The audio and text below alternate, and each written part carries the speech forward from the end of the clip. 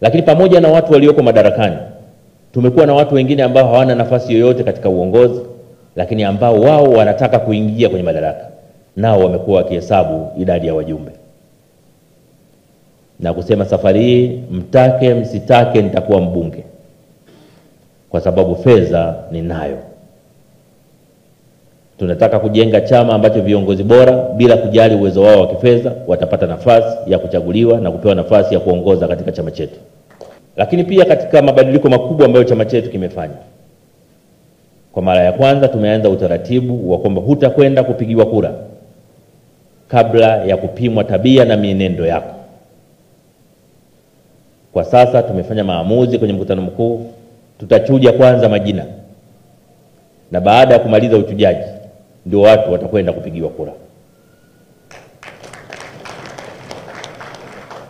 Na ndio maana kupitia mkutano huu napenda kuzungumza na makatibu wa matawi.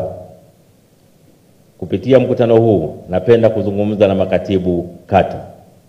Kupitia mkutano huu napenda kuzungumza na makatibu wa CCM wa wilaya. Kupitia mkutano huu napenda kuzungumza na makatibu wa CCM wa mikoa, kuwakumbusha kwamba wao ni wakurugenzi wa uchaguzi katika maeneo yao. Sifa kuu ya mkurugenzi ni kutokuwa na upande. Sifa kuu ya mkurugenzi wa uchaguzi ni kutopendelea. Sifa kuu ya mkurugenzi wa uchaguzi ni kusimamia katiba na kanuni. Kwa katibu wa ngazi yoyote, toka tawi, kata, wilaya, mkoa, tunapoelekea kwenye uchaguzi, kupuuza katiba na kanuni ni kosa kubwa la kimaadili ndani ya chama chetu. Lakini vile vile wako watu ambao wameanza kampeni za kutaka kuwatoa majimboni wagombea wabunge waliopo kwenye maeneo yao, na kampeni chafu tu. Watu wanatengeneza mpaka fulana, mtu anapeleka kwenye jimbo fulana 5,000 zimeandikwa Tokomeza Gavu Mpanda. Sasa wewe ni mwana CCM kweli? Unamchafua mwenzako Tokomeza, yani Tokomeza hii ni ukimwi. Yani mwenzako unamtokomeza. Sijui mnanielewa lakini.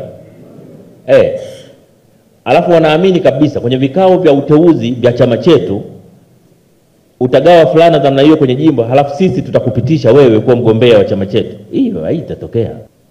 Tunataka kuwa na chama ambacho wana CCM wote wanajisikia kuwa ni ndugu, wana CCM wote hawafanyi matukio ya kuumizana mwili ama moyo.